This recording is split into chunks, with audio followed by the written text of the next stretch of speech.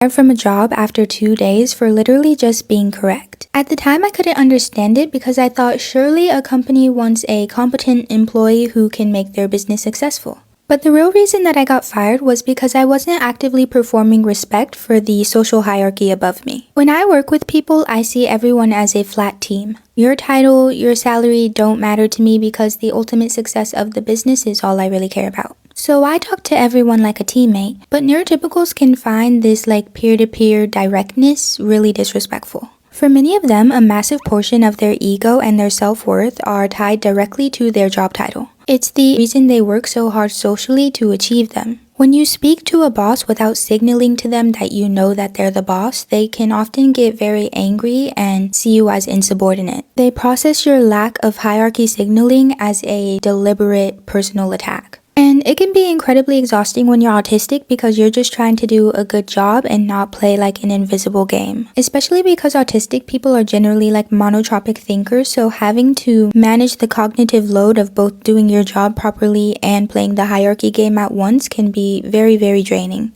But what I found is that it's probably more beneficial to do your job poorly and play the invisible hierarchy game if you want to keep your job. It doesn't make a whole lot of sense to me, but yeah. Genuine question, bro. Why on earth, when we used to get whooped as jits, why would we start choking ourselves, threatening to kill the whole family? What was wrong with us, my nigga? Genuinely. People say a lot of stupid stuff here on TikTok, but this has got to be one of the most stupidest things I've ever heard. This goes back to what I was saying a few days ago in the video about parenting I made. Y'all do not understand how to raise children because y'all don't understand how humans work. The reason you lash out like that when your parent hits you is because biologically, they're the person who's supposed to be providing you safety and comfort. When they hit you, your brain is rewiring and doesn't know how to cope with that. That's why you lash out and get all these mental issues. I can't believe I really have to explain this to people. Why did that video get 42,000 likes, bro?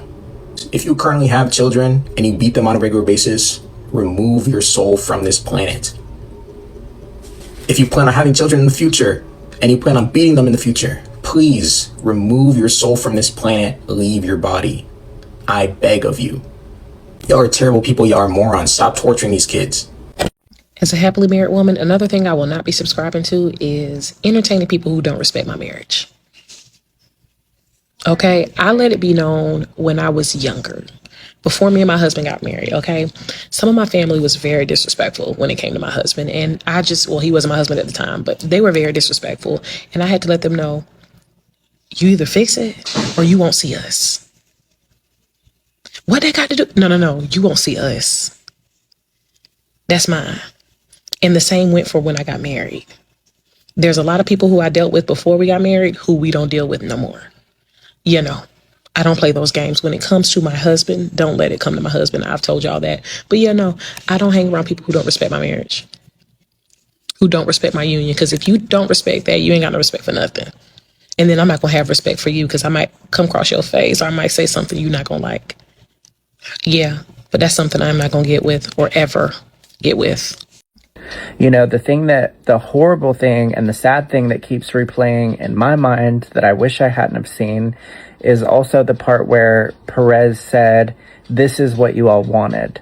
I'm starting to realize that people view their empathy as currency. They view it as something to withhold. I feel that there's the internet before what just happened and the internet after.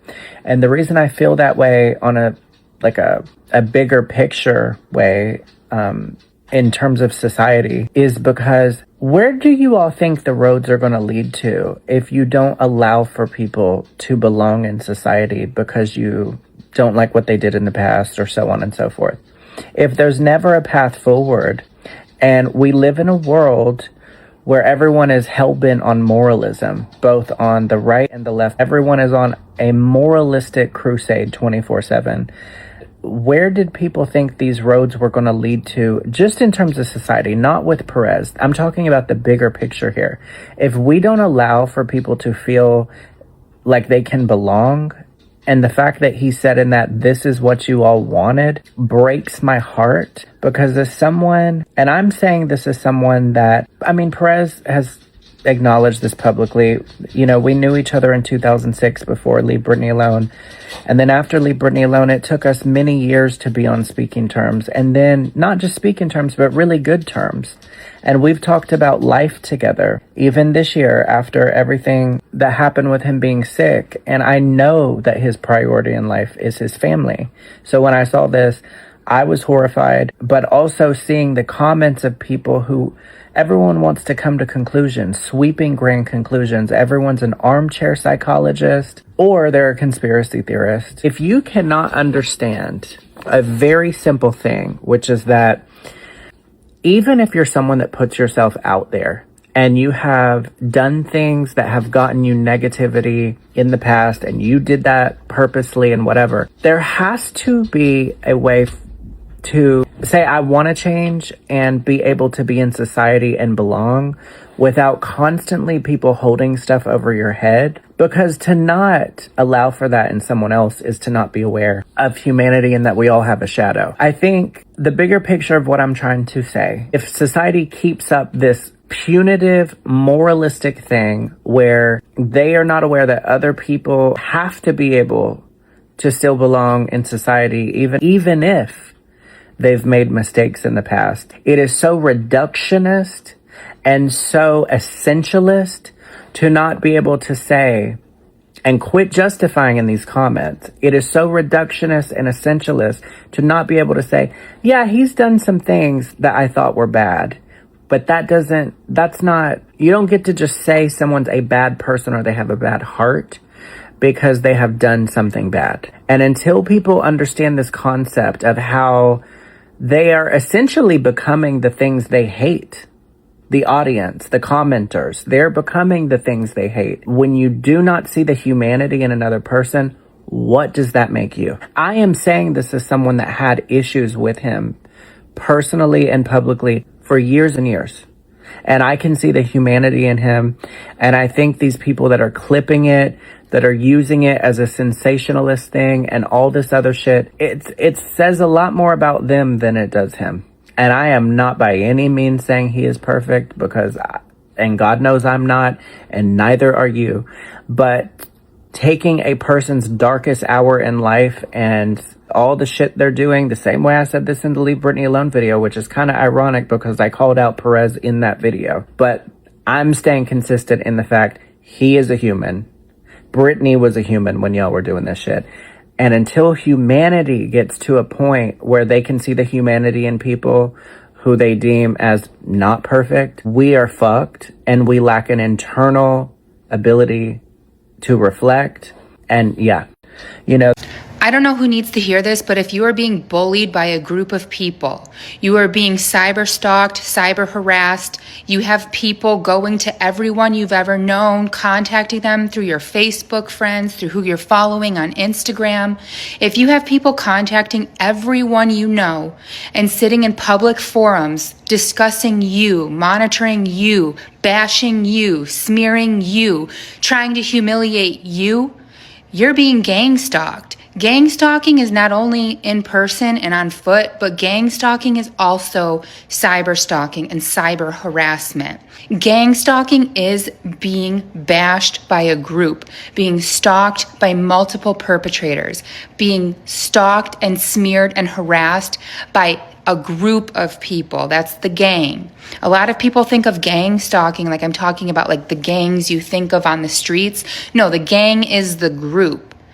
Gang stalking is multiple perpetrator stalking. And if you are the victim of a smear campaign where a group of women or a group of people, whoever the perpetrators are gathering flying monkeys and smearing and humiliating you on a daily basis and monitoring your every move, you are being gang stalked. I don't know who needs to hear this. I know this is probably I'm not saying this lightly, I'm saying this wholeheartedly. I just did the math. I'm at $6,504.38. I wasn't gonna cry. But let me start from the beginning. Last year, I bought a condo we both fell in love with. Problem is, it made me so house poor I couldn't even afford to propose because the ring she deserved, $6,500. And I started at zero. So I started door dashing because waiting for the perfect moment is just fear with a deadline. And she deserved more than my excuses. That was 8 months ago. Honestly, I didn't think it would take this long. If you were traumatized by a live in which someone was self-injuring, I just want to, as a therapist, offer you a few suggestions. One, put down the phone. Do not scroll. Do not look for more information. Do not look at it. Do not go over it multiple times trying to process it and like desensitize yourself to it so that you think you processed it. No, put it down. Do not watch it again. Don't keep seeking out information, and go regulate your body first. We want to get your body like chilling down, and it probably feels like a little bit shaky and kind of sick to your stomach, right? Like, go sit down, drink some water, breathe, feel your feet in the ground, and maybe if you need like some cold water on your face to, you know, chill yourself down, we don't have to get into the science of it, whatever, do that. And then let's like distract you. I know you've probably heard at this point, like playing Tetris after seeing and experiencing something traumatic is actually really helpful for processing. So if you can get your brain distracted in some other way and not like scrolling about a different topic, play a game, cook, do something that's like pulling you into the present moment in your body, like right now, that you have to actually pay attention to and not have the intrusive thoughts so much about what you just saw. I would also recommend processing this with a person, or maybe writing it down separately from a comment section. Comment sections usually don't really help us process like a trauma like this. It usually just puts our algorithm in a position to like show us more or repeat it. So I would recommend not processing this in the comment sections, and maybe also not commenting on it and trying to, you know, block like feeds that are showing this. It's just, we don't need it. It's just not, it's not good. And if you saw this and it's putting you in a position to feel a certain type of way, you know, you're like triggered a little bit, I am going to encourage you to do what you know helps you. You know what helps you in moments like this. Let's lean into it. Let's lean into your distractions, your friends, like the safety plan that actually works. You know what I'm saying? Let's do that. Or just like try to go to sleep at this point. Let's end the night. End the night. It's over. Because we don't need to be doing this anymore. And tomorrow may be rough. So let's get ready for a day of maybe needing to use our coping skills, especially grounding skills, and having some intrusive thoughts. And best wishes and everything to that person. If you were trying, when you're in a long distance relationship, you have to realize that it's you. Please stop making people feel weird for getting excited about the things they love. If their eyes light up talking about their house plans or a silly TV show or the sourdough bread they got right, don't be the person who turns someone's spark into embarrassment. Life is way too short to make someone feel small for caring about something meaningful to them. Hey, please stop making... You're supposed to flirt with your girl every day. Stop being offended when shitty people don't like you. It's a blessing. It's an honor when shitty people don't like you. It means you're not like the shitty people. It's actually a really good sign if you're not liked by shitty people. Take that as a compliment. Stop telling people your goals. Listen, I don't give a fuck what social media try to say. There are men out here that actually love it at home. Actually love the woman that they have at home. Men out here that actually don't move funny because they love their woman that fucking much. They don't want to embarrass the woman that they love, the woman that they got at home. There's actually men out here who will do right in your face and behind your back, bitch. There are actually men out here that will reassure your fucking feelings instead of getting mad at you for feeling some type of way about something. Yes, babe, there are men out here that when you give them your heart, they will hold it and they will protect that motherfucker like it's their most valuable possession. Yes, bitch, there is men out here who would take you out on dates without you having to beg. Yeah, there's actually men out here who will check a bitch about his bitch, who will check the next motherfucker about his woman. He don't give a damn who it is. Yes, babe, there's men out here like that. Yes, babe, there is men out here who have no problem telling the next bitch, listen, I got a girl, I'm good. No, back the fuck up, I got a girl. I be so sick and tired of seeing women hearing oh, men ain't shit, all men ain't shit, all men. No, babe, your man ain't shit. Find you one that is.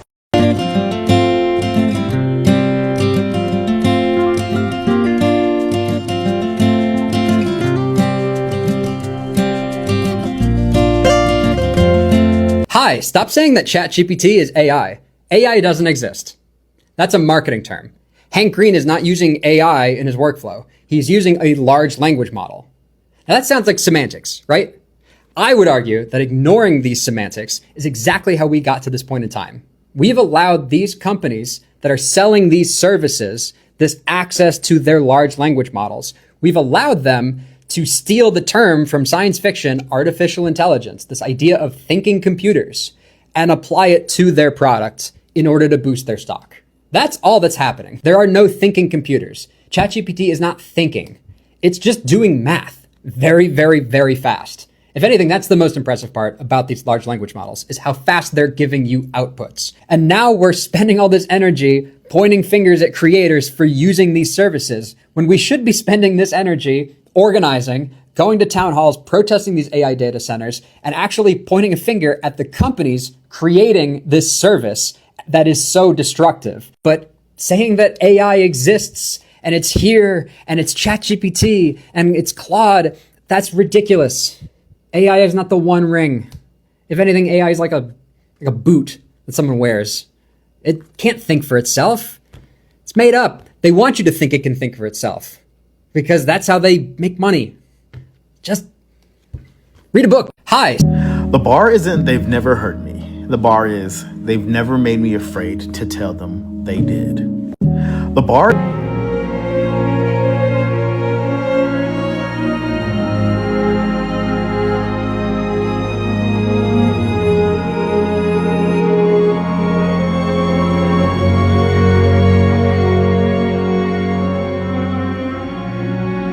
And another thing, when you're an interesting person, people dehumanize you so much because people are drawn to you and they want you to be drawn to them in the same way. They will never actually consider that you have the option of choice. Everybody wants to be your friend, but nobody considers whether or not you want to be their friend. Everybody wants to know if you're single, but nobody wonders whether or not you're even looking for their attention.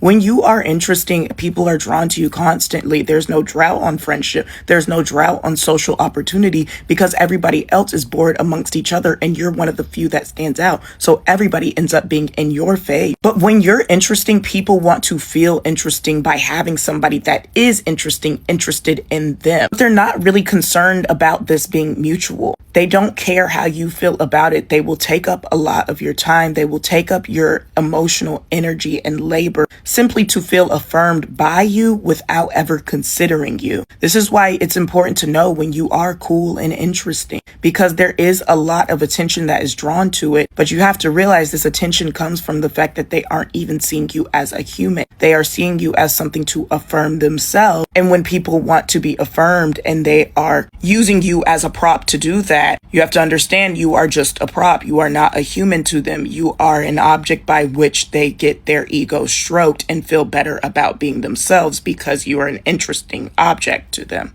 So you can be neurodivergent and also a dick, and I fear that our current moment of mental health discourse has given some of you the impression that those two things are mutually exclusive, like that falling under certain umbrellas of neurodivergence sort of excuses you from the most basic aspects of the social contract or gives you a right to treat others however you want, with them still being kind of morally obligated to like you or have you in their life.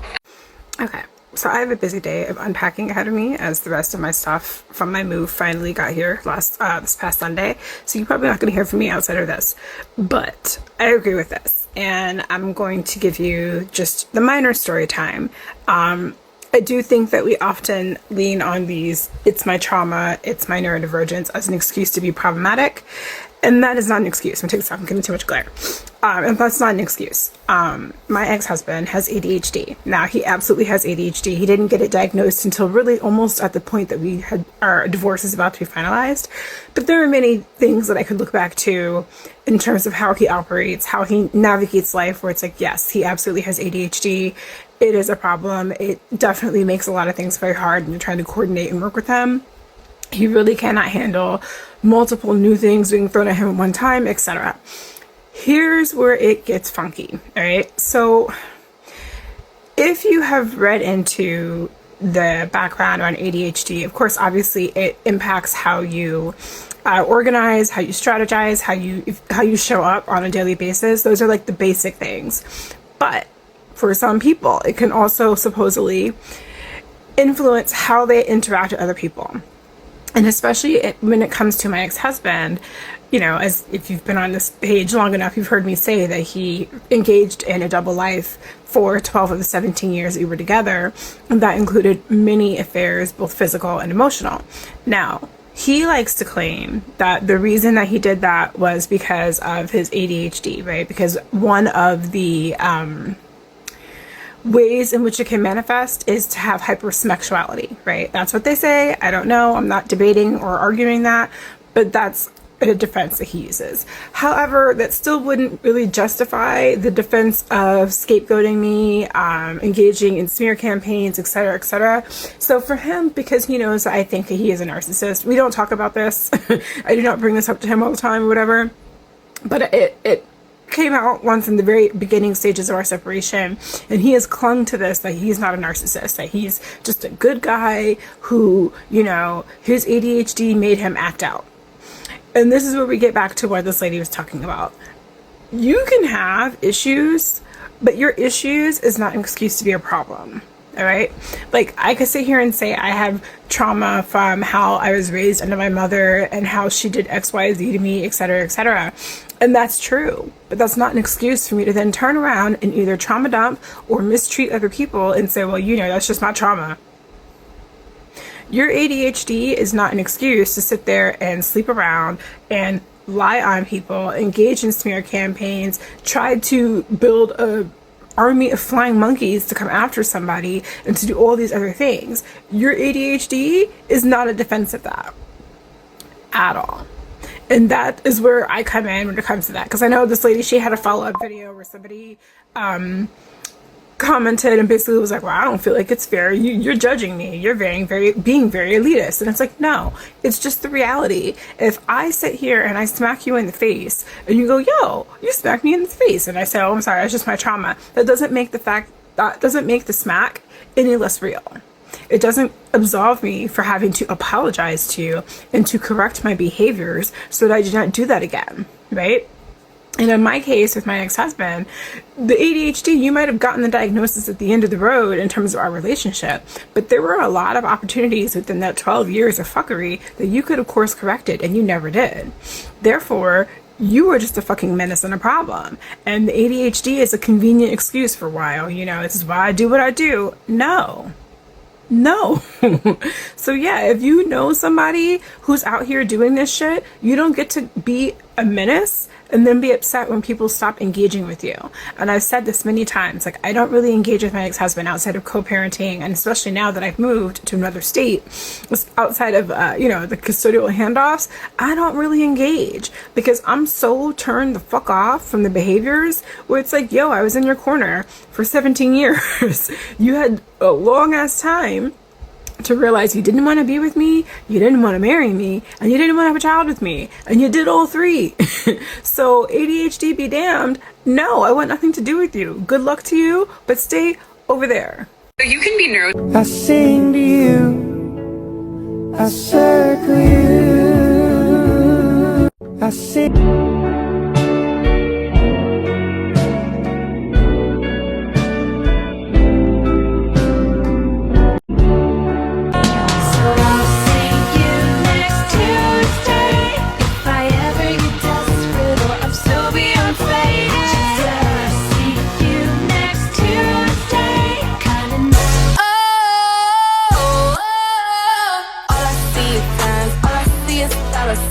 My dad once taught me that one of the biggest competitive advantages you can have in life is accepting that not everyone will understand you. At first, I didn't understand why, but then I started reading up on the psychology of how humans form opinions. Here's what I found. People don't see the world as it is. They see it how they already believe it is. It's called confirmation bias. When someone forms an opinion, their brain actively searches for evidence that supports it and ignores evidence that contradicts it. Researchers have found that even after misinformation is corrected, people will still often believe it because they've already built a story around it. The false information has become how they view the world, so simply presenting facts is not going to change their mind. That doesn't mean people never change their minds. In fact, they often do when presented with new evidence, but once identity and emotion are involved, changing someone's mind is much harder. Let's think about how rumors work. Imagine two coworkers. One hears that Sarah is difficult to work with, the other never hears the rumor. Now Sarah forgets to reply to an email. To the first coworker, that's proof that she's rude. To the second, she was probably just busy. Same fact, different story. People don't always collect facts. They fit facts into stories they've already chosen. And that's why arguing with strangers online is so exhausting. Someone could ignore 10 years of evidence because one clip tells the story they've been wanting to tell. Not because they're evil, but because that's how the human brain works. But the energy you spend trying to convince people who've already made up their minds has an opportunity cost, because that's time you could spend building yourself. You can't outwork every opinion, but you can outwork noise.